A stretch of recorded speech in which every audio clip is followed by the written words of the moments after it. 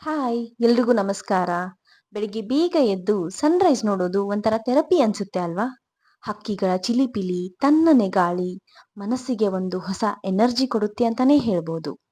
ನನ್ ಮಗಳು ನೋಡಿ ಎದ್ಬಿಟ್ಟಿದ್ದಾಳೆ. ದಿನ ಏನಾದ್ರೂ ಹೊಸದಾಗಿ ಎಕ್ಸ್‌ಪ್ಲೋರ್ ಮಾಡೋದು ಅಂದ್ರೆ ಅವಳಿಗೆ ತುಂಬಾನೇ ಇಷ್ಟ. ಅವಳ ಚಿಕ್ಕ ಚಿಕ್ಕ ಹೆಜ್ಜೆ, ನಗು, ಮಾತು ಎಲ್ಲವೂ ನೋಡ್ತಾ ಇದ್ರೆ ತುಂಬಾನೇ ಖುಷಿ ಆಗುತ್ತೆ. ಏನೇ ಟೆನ್ಷನ್ ಇದ್ರೂ ಅದನ್ನ ಮರೆಸೋ ಶಕ್ತಿ ಈ ಮಕ್ಕಳ ನಗುವಿನಲ್ಲಿರುತ್ತೆ ಅನ್ನೋದು ನಿಜ ಬಿಡಿ.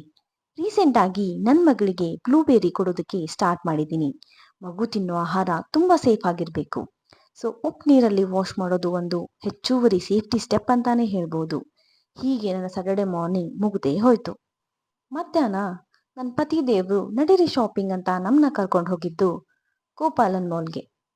ಗ್ರಾಸರಿ ಶಾಪಿಂಗ್ ಮುಗಿಸಿ ಹಸ್ಬೆಂಡ್ ಬಟ್ಟೆ ಶಾಪಿಂಗೂ ಮಾಡಿ ಕಾಫಿ ಕುಡಿದು ಸಂಜೆ ದೇವರ ದರ್ಶನ ಮುಗಿಸ್ಕೊಂಡು ಮನೆಗೆ ಬಂದ್ವಿ.